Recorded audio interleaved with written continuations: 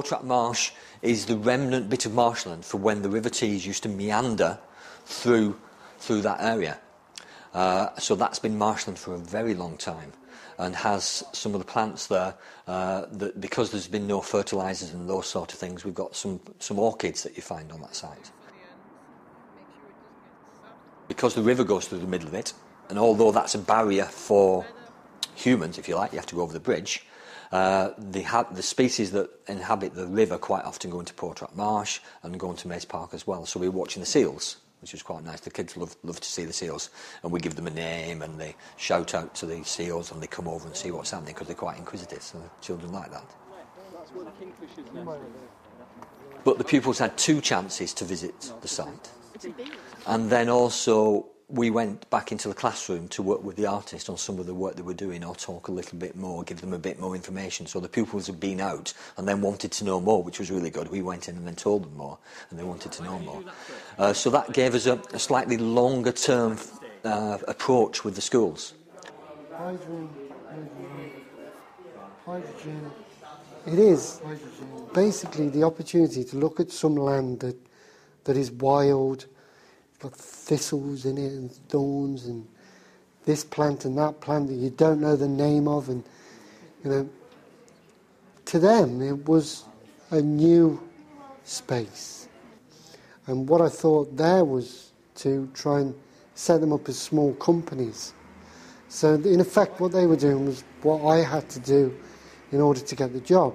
Show the thinking and show the kind of ideas that have come from that thinking. So the young people had to go to the site with fresh eyes and come up with things that they thought might engage an audience at that site, or make it a more accessible place to go for an audience, or might build a relationship with other things that are around that site. We also proposed to build a 20-foot high dragonfly sculpture with a small shelter here, which will be made out of glass so people can see it, and also can shelter them during the rain. We've chosen to make them out of steel because it represents the really represents the steel industry in Middlesbrough, and I think there were some real good nuggets of stuff, and from that we chose kind of winners and losers, because I think there needs to be that bit of competition. It's kind of looking at the site and thinking about ways of getting young people to be as enthusiastic at looking at the site as you are.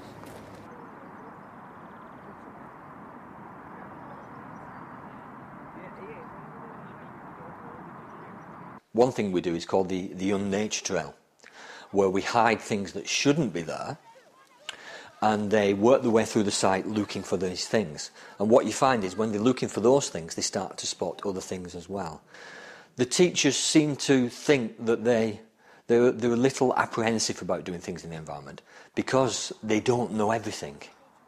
And these sort of activities and the things that we use show that you don't need to know everything. It's an enthusiasm thing. It's showing people things. And if they don't know what it is, they can always go back and find out what it is later, and use the artistic techniques of photographs and sketches and things like that, and then go and research it afterwards.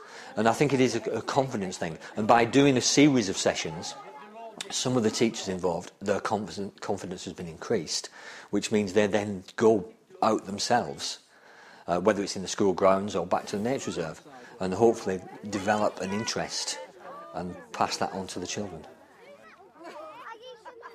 I wanted to look at the ways in which they could utilise the plants and see what plants could give them. So I looked at solar dyeing, which is basically getting some material, getting some plant stuff, some berries, putting those into a tub or plastic bottle, something where the light can come in, filling it with water and putting it on the windowsill and let the sun warm it up. The colour comes out and goes into the water and change the colour.